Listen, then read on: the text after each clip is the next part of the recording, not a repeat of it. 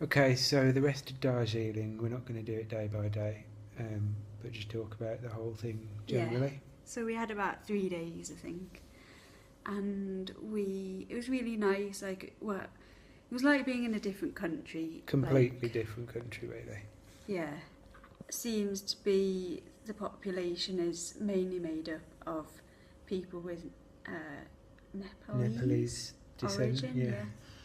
Yeah, which we read was like a lot of people coming in for the tea industry years ago. Mm. Um, We had some, so because of that influence, we got to have quite a lot of Chinese type, I guess, Nepalese food, which was a welcome break. yeah, very similar to Chinese at home, wasn't it? Yeah, we had like chow mein and we still had some curries as well. Yeah. So the reason that Darjeeling was so appealing to us was that we're baristas and half of what we make, not half of what we make, but a good proportion of what we make is tea.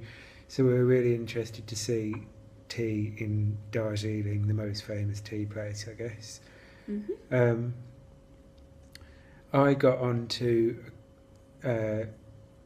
some properly famous tea people on the internet and got some really good advice from them that actually came slightly too late. The internet was terrible, and we'd ended up planning our way out of Darjeeling and onto Vietnam before I got the advice come back, which was really good advice. But we did manage to see a good amount of tea stuff.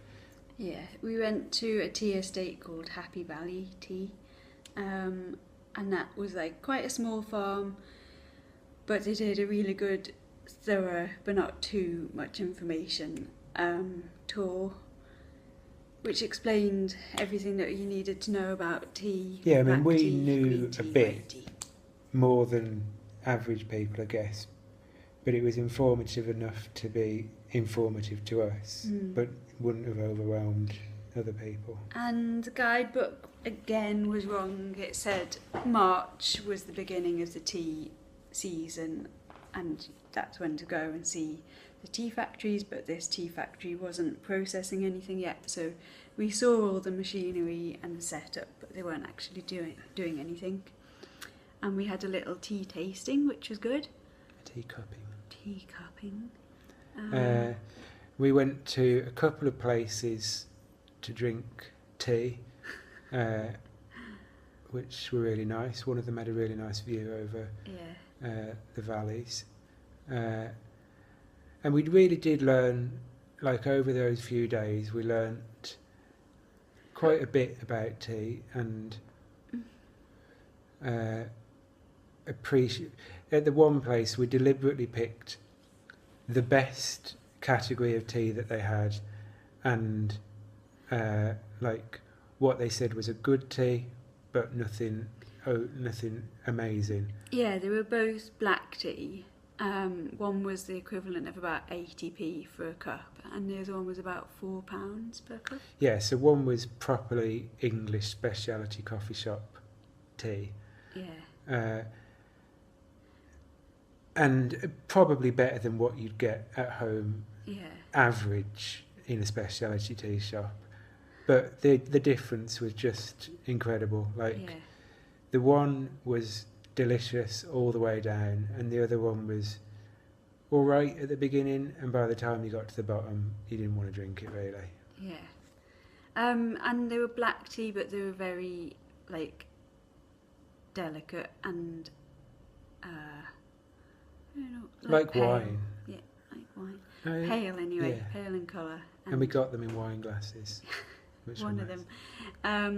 And then on our way out of Darjeeling, we stopped off in a town partway down the hillside to stop at another well-known tea place. This was more by coincidence than planning. We'd managed to go to one of the ones that had been advised to go to. Yeah, but they weren't so ready for visitors. Like the guy in the little office kind of reluctantly gave us a quick tour around. Yeah, dressed us up like in hairnets and face masks. But it was good though. We did actually get to see them doing a bit, like they were doing some tea sorting, and they had a bit of the machinery going, although it wasn't in full swing. Yeah. So then on the way out, we'll maybe pick this up on the next one.